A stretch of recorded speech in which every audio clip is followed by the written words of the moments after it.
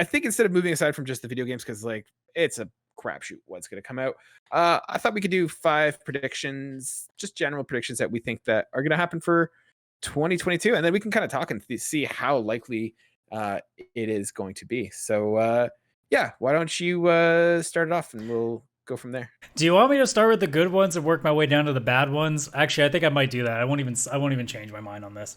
All right, let's do it. So this one's personal to me only, because you don't play Arc System Works fighting games. That'd be the Guilty Gear games or Grand Blue Fantasy, Dragon Ball Z Fighters, like stuff like that. Correct.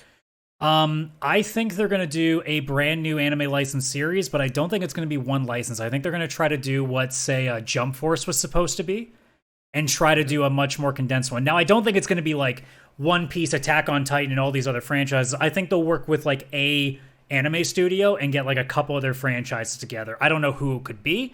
They could go work with somebody like, say, Studio Trigger, because I think they already do with a Kill la Kill game they did, but they could do like of course, a couple of studios and kind of make a sort of an all-star anime fighter, even mix in some Guilty Gear and Blaze Blue in there if they want, because they already have games like that. They have Blaze Blue Cross Tag Battle or whatever the hell that weird one was called, where it mixes like 4 of their franchises, including the Persona 4 Arena game, which also is getting a port this year too. So it feels like they're on the train of still working on newer projects. So I kind of went with that as like my big, like, I hope this one just for me, of like they do a 2D fighter with some like actual like different anime instead of just doing like one thing over and over. Although they always could just, take another game license and do it too, but. So what are the chances in this anime fighter that we get Sailor Moon? I mean, I don't know. I would doubt that one. The fact that Sailor Moon has gone away for so long, even though the newer anime has kind of resurfaced them a little bit, I don't feel like there would be that kind of outpour anymore. Yeah. Unfortunately, like maybe as like one special character they could bring in it, but again, it really have to do with the studios they're working with. But yeah, because I mean, also the history of Sailor Moon games, like as a side, like we rarely ever got anything here in the West. Like if people actually like know how many Sailor Moon games there actually were that never got released here, it's like it's insane. Like Japan had so many, including like JRPGs, fighter games, like all those. And we just never saw any of them because Japan doesn't think we were worthy of anything. I mean, remember, they decided to, like, skip, like, 10 Final Fantasy... that's hyperbole, but you know what I meant. They decided to skip, like, 10 Final Fantasy games on us. How could we forget? I mean, technically, they almost did that to Europe. Europe's first Final Fantasy since the original was... Actually, I think the first one they ever got was Mystic Quest. I don't think they even got the original. Sometimes Japan is a little bit weird with what they like to give you. And then they act shocked when it does so well here. Japan's not one for sharing, apparently. I still love when the Yakuza developers were so shocked how well Yakuza 0 did here. And it's like, yeah, it's because we really like Grand Theft Auto games, and Grand Theft Auto is the same thing every year. So we like it when it's something different. Fair enough. I'll get to Grand Theft Auto later. Ooh. Actually, I took that off my list because I thought that was too easy. I originally was going to write down GTA 6 will still not be announced in 2023 and 2022. But I'm like, that might be a gimme. No, I think it will be this year. This is not one of my predictions, but I'd say GTA 6 is going to get announced. I thought about it. I'm like, nah, I have too many other like good ones, and especially one jokey one that I need to put in there anyway. So I decided to leave that one out. All right, so my first one, this is like I feel like easy, low-hanging fruit. Xbox Game Pass will be coming to like smart TVs and smart devices. So the actual like USB thing that they were talking about a while ago? Yeah, I think that's going to be coming out. I think once their Xboxes gets, kind of saturate the market in the sense that, they're available at the stores when you want them, I'll say it at least gets announced. Yeah, because now that you mentioned that, like I don't even think they want to announce it right now because then it would take away from Xbox sales, considering the quantity they have. Yeah, so I'm going to announce that it's announced this year, and then probably released 2023. And that'll be sort of like the thing. Like they might have one or two that already have it built into like some Samsung TV or something like that. But yeah, this will be the year that Xbox Game Pass gets disconnected from the PC and the Xbox system. Well, I can kind of add on to that. I think there will also be more announcements relating to 2023, either pertaining to Xbox or Sony. I do think that while it will not be this year, there will be either an announcement or a leak of a planned slim or whatever you want to call it system for these two consoles. Whether it's one or both, I think there will be, at the very least, a leak. I would be shocked if there isn't. And I'm not talking like some guy on Twitter saying, I've heard from source. I'm talking like actually like being properly reported, like going through guys like your Jason Schreiers of the world, that there will be a slim or whatever they decide to call, whether it's Xbox Series XS, because they like to make things complicated, that there will be an actual announcement of some sort. And it will be not for this year, but probably either holidays 2023 or like at least like the framework is being added, and it might be something in 2024 when we get an idea of what the chip shortages are starting to look like in the future. I just hung up on the fact that I really hope when Xbox comes out with a slim version of the Xbox Series X, that they call it the Xbox Series XS for extra small. Yeah. If they don't, it's just a missed opportunity. You see, I don't think, because I was putting that up there, like they're going to have like a relaunch version of the console or something like that. And I don't think that they will. I think that, you know, with the difficulty that people have had in terms of getting the consoles, I don't know if they're going to necessarily want to release a new console variation, especially like with the chip shortage as the way it is. I don't think they want to deviate from that. I think I'm being pretty bold with this one because you're right. Like there is that part of me that's like, well, this might actually be tough just from the chip shortages. So that might be something that like, even though they might in a normal console like generation, I think they would have, but because of the chip shortages, it makes you wonder if maybe it's just not going to quite get there. So maybe I'm making this prediction maybe a year too early, but I like there definitely will, but I'm just looking right now. That's why I added the leak part, because the leak means that like there's talks, like it means like they're planning it. It's just it's not going to be ready anytime soon. Yeah, well, I know, for example, I'm just looking right here on the Xbox or on the PlayStation 4, and it was about 3 years, just a little shy of 3 years between the PS4 and the PS4 Slim. So. Yeah, that's partially why I added the leak as like a safety feature, just in case, just to give myself an extra chance on it. You know, you can be like that if you want. You know, little caveats and ways to get out of it. If you I can only go full safety though. I can't just go. Sony will make an announcement in 2022. Sony will announce games. If I want to make a bold prediction, it really should on Sony's front. It should be there will be one state of play this year that people actually don't universally hate, but I think that might be too bold. Yeah. Yeah, you know what? I'm gonna go with a Nintendo one. So I'm gonna say, because I was reading the line, they were talking about Nintendo is kind of developing the new Mario Kart 9. I'm going to say that Mario Kart 9 is going to come out, is going to be announced, and it is going to be a Diddy Kong-esque Mario Kart version. So where you can choose planes, hover cars, or cars. Honestly, I kind of don't know where you go from Mario Kart. So I think it's going to be opened and expanded more. So it won't just be Mario Kart. It'll be almost more Nintendo Kart, where it'll have other characters. It'll be like a Nintendo All-Stars Kart. Yeah, my friends were in another Discord putting that around, and I immediately said, there's going to be flying in it. Because when it said, a new twist, I'm like, well, they're not going to do anything that crazy, so flight. They've already done water and land. Like, they already have paragliding. You can make flying not too difficult at this point. Mm-hmm. Yeah. So it just made sense. Honestly, it seems like the most logical leap. And then one of my friends is like, so like Diddy Kong Racing? I'm like, yeah, don't act like Nintendo hasn't copied shit before. Well, it's been so long since we had Diddy Kong. Like, think about it. Like, we had Diddy Kong and Mario Kart right at the same time. And, like, I don't feel like they cannibalized on each other, but like they've not done anything with that Diddy Kong Racing. Yeah, the best we got was like ever. Crash Team Racing coming back, but yeah, but that wasn't even Nintendo. No, and that wasn't even Diddy Kong-esque. That was just more Mario Kart. Joke's on you. It's going to be like their twist is going to be the most insignificant thing possible, and they'll just feature Diddy Kong as a racer, and that'll be the best they do. Yeah. I mean, given how like Nintendo's been with anything sport related, I wouldn't be surprised if whatever their twist is like we all watch it and go, really? That's it? That's what you thought of? Yeah. They'll come up with like one new shell. That'll be the big twist. Yeah. No, I don't know.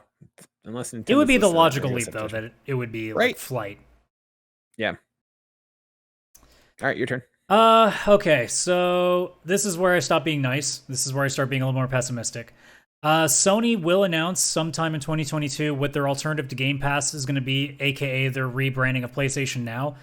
It will be fairly priced, but we're also still going to look at it like it's barely an upgrade to what they already have. That's my sense. before you dive into this, I'm going to kind of jump in. That was mine as well. Is that PlayStation will? I put that they will release their Project Spartan this summer, but it's not going to be the Game Pass killer that they're trying to. Yeah, it's going to be it's going to be their alternative, but we're still going to look at it like it's like not even half the value. That's exactly my specific words. Is that it will only be slightly better than what's already being offered right now with PlayStation Now. Like I think at best it's going to be like a marginal improvement because they don't have to.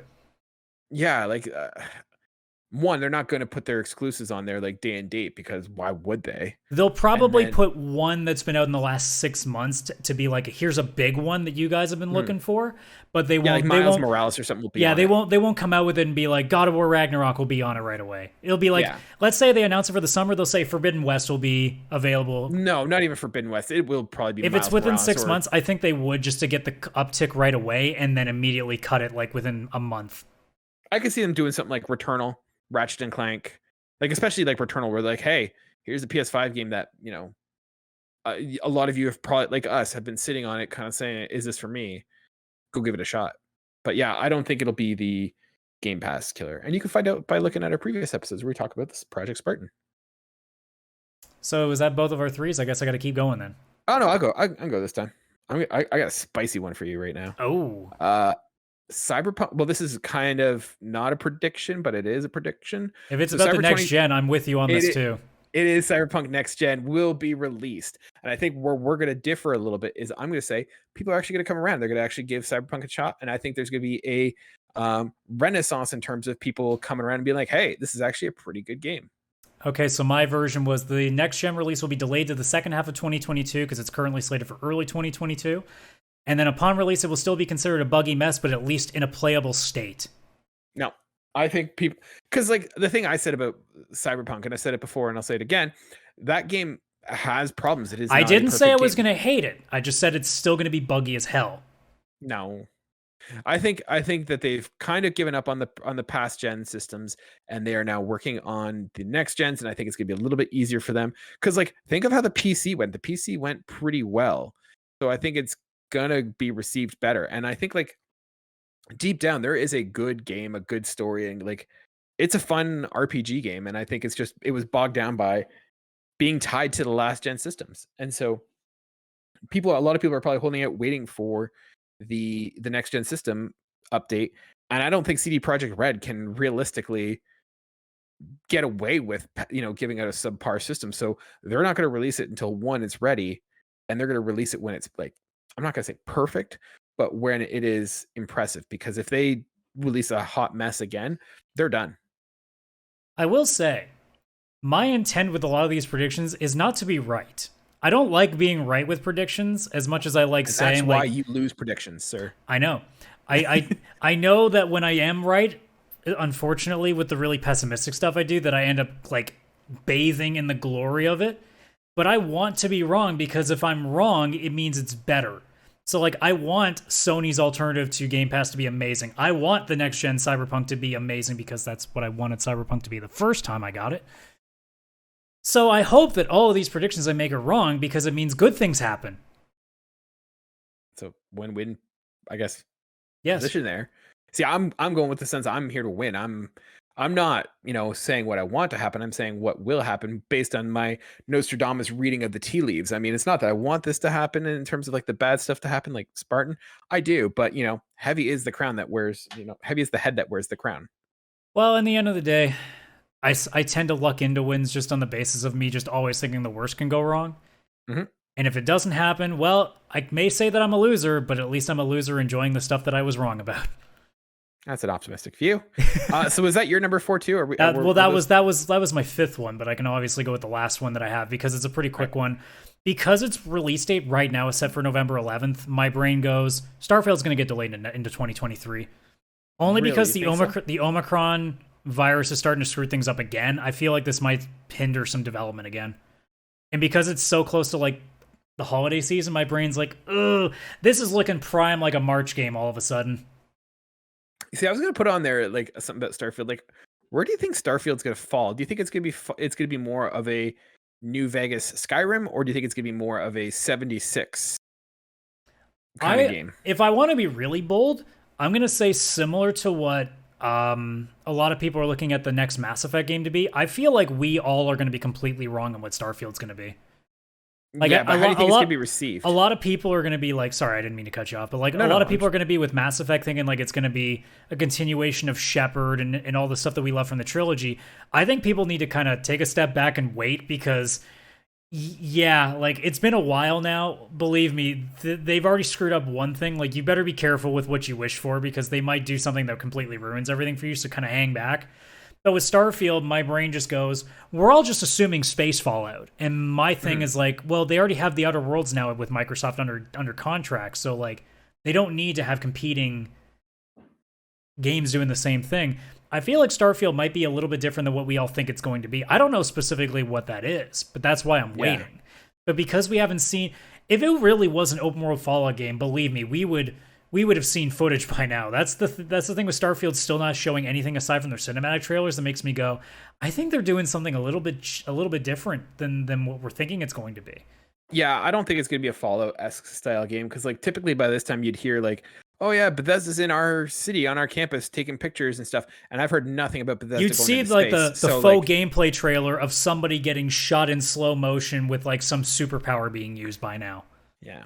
I mean, I'm gonna be honest. I'm a little apprehensive about Starfield. I mean, I'm not trying to be poo poo on this, but like, I can be. I don't like Bethesda right now, so I can totally do that for you. Well, this is the thing that I'm saying. Like, the last two major Bethesda games have been Fallout 76 and Fallout 4.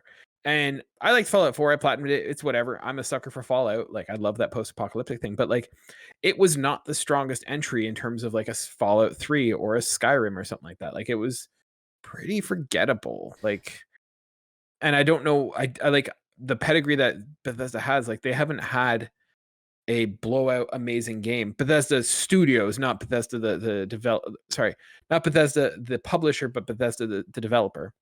They're kind of in the similar state that like Capcom was in before they started with Monster Hunter World and started just ham-fisting so many gems in a row.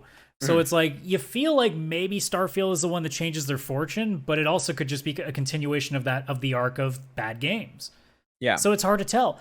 Because you don't, again, we haven't even seen gameplay, so we really don't know, but like, we don't know how long this arc goes. It could be a continuous arc until we finally just give up on them. Or it could be, this is finally their redemption game and they start like not being absolute dumpster fires again, but maybe being under Microsoft and them not worrying about every other console they got to make for and all these other pressures they're doing. Maybe it helps. Don't know. But until then, I mean, I guess with Deathloop, you can kind of get an idea of like, okay, well, at least somebody under their brand can still make a game.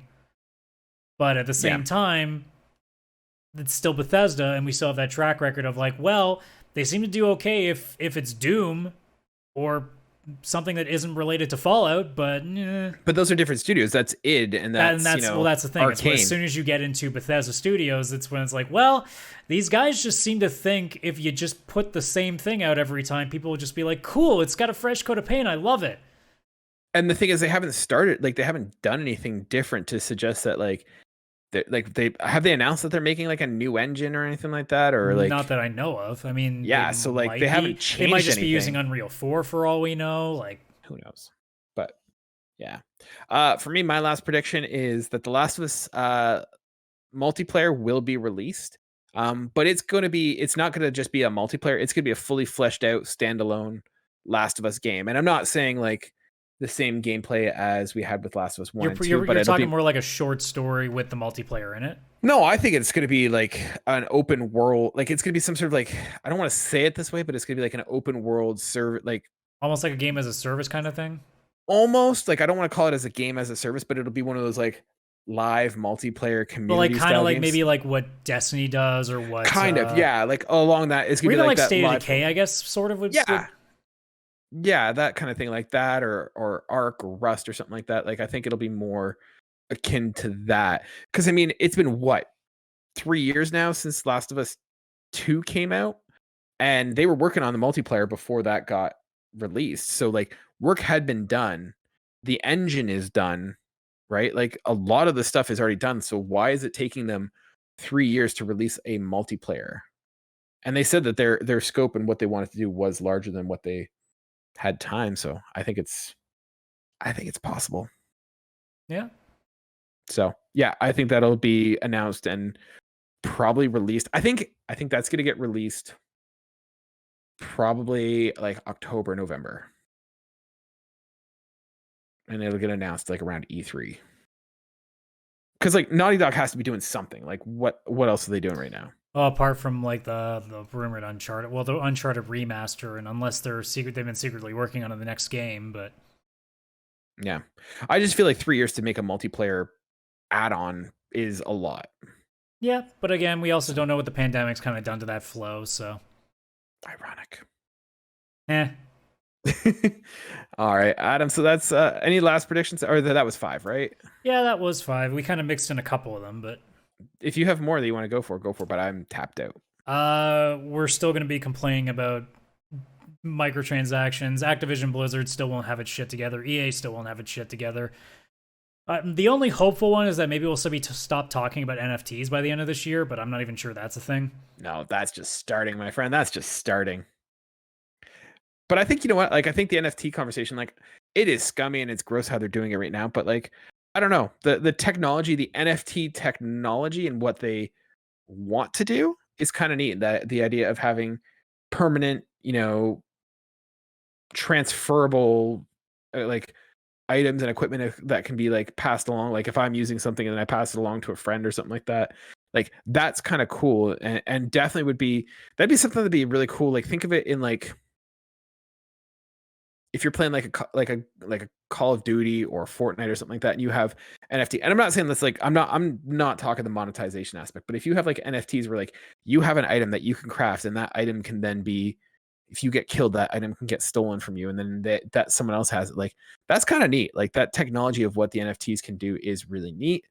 But I think, you know, the way that they're going about doing it, it's early days and it's scummy as hell. But like, I'm kind of excited for what that technology can do for the future. I mean, as the resident pessimist in here, I don't trust the games industry with the way that it's been in the last decade to take any of that with any sort of intelligence. Just pure greed. So I would strongly believe that that's never going to happen. It's never going to happen in a way that we look at it as being actually like beneficial, nor fairly priced, which is my biggest thing.